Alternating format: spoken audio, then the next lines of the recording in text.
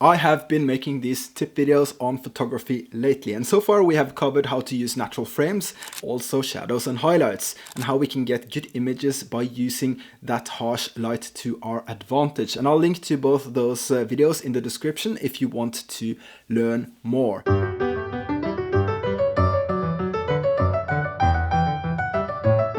In today's video, I'll share tips on using reflections or reflective surfaces as a means to make our photos or images better or more interesting. This also translates to other types of photography as well, not just street, and therefore can be useful no matter what genre you like to shoot in. And I like to get to the point in these videos, and the purpose is for you to immediately take something from these tips and implement the next time you are out shooting. And I hope that is immediately after watching this video. So let's go for it. What can we look for when it comes to using reflections or reflective surfaces? Let's start with a rainy day. After rainy days, you will most likely find plenty of puddles or bodies of water out in the streets. And these are perfect examples of reflective surfaces. The trick is to get as low as you can and as close to the reflective surface as possible.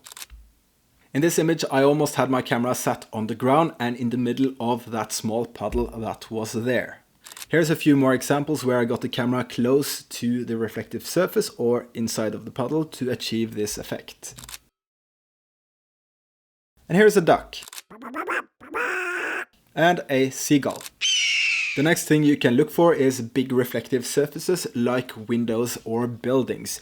If your city has an area with modern buildings or modern architecture, the chances are there will be plenty of great reflective surfaces there. The barcode area in Oslo is a perfect example, and I absolutely love to show off this time-lapse in my videos.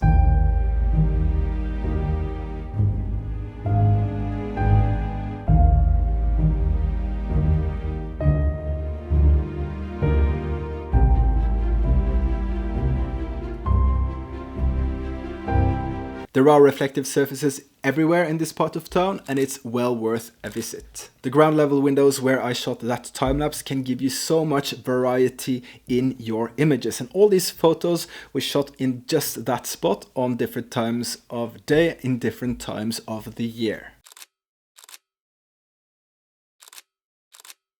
So if you found a spot with loads of reflective surfaces, I'd recommend to stick around, see what works, try different angles, and wait for interesting opportunities, like this yellow truck. I think this was a really cool situation, and I got some images that were really fun to shoot. Before we continue, I would very much appreciate it if you took the time to like this video. It only takes a second, maybe even less, and it makes a huge difference for me and this channel. Also subscribe if you aren't already. I make these videos about street and travel photography to help and hopefully inspire you guys to do more of just that, photography. By you subscribing, you help me to help you. Now back to more reflective surfaces.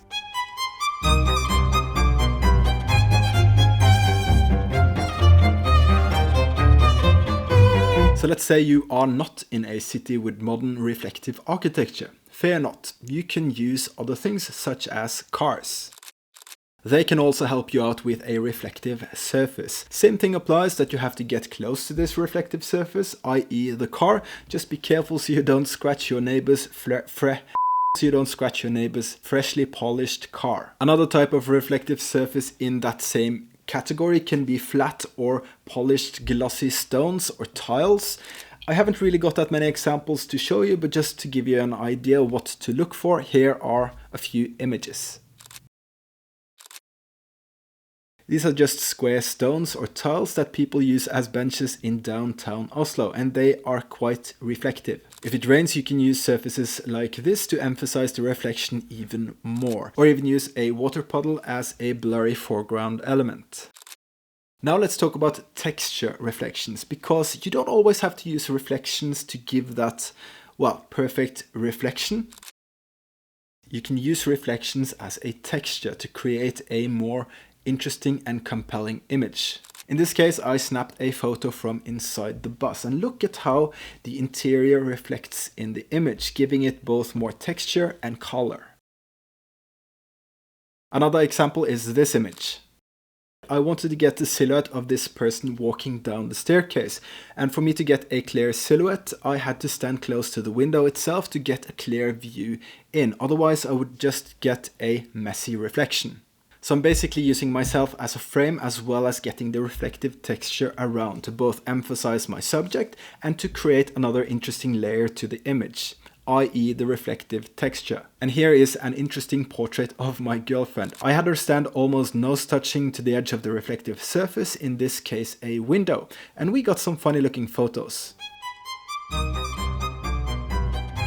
So what about gear to get these types of photos? A wide angle is good to have. If in doubt, try with your phone. I think most phones have 24mm as their standard camera, and there is an even wider option. In this case, my iPhone 12 has a wide angle lens. But if you don't have a wide angle or even a camera yet, the phone is a great way to start practicing, as you can in most cases get much closer to these reflective surfaces. As for the big camera, I use my trusted 24-105, shooting between 24 and 35mm for the most reflective shots where I get the whole reflection.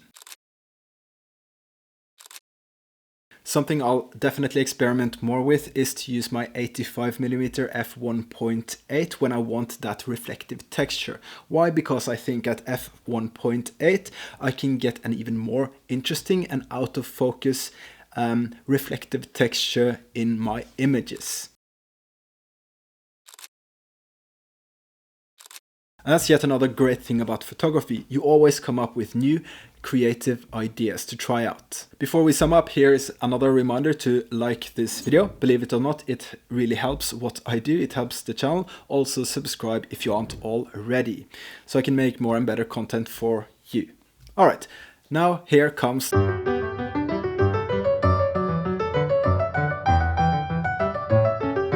In this video, we have seen how we can take advantage of reflective surfaces as a tool in our creative toolbox when we are out shooting street photography or any type of photography. So when you are out shooting, pay attention to where those reflections are and if you can use them to your advantage. It can be buildings, windows, cars, and puddles of water after rain. You can also use reflections as texture to make your photos better or more interesting.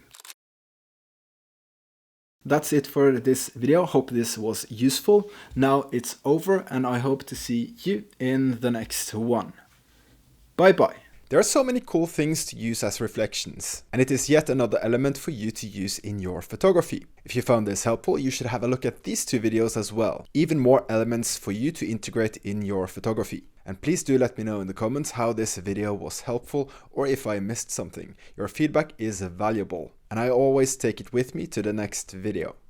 Thank you.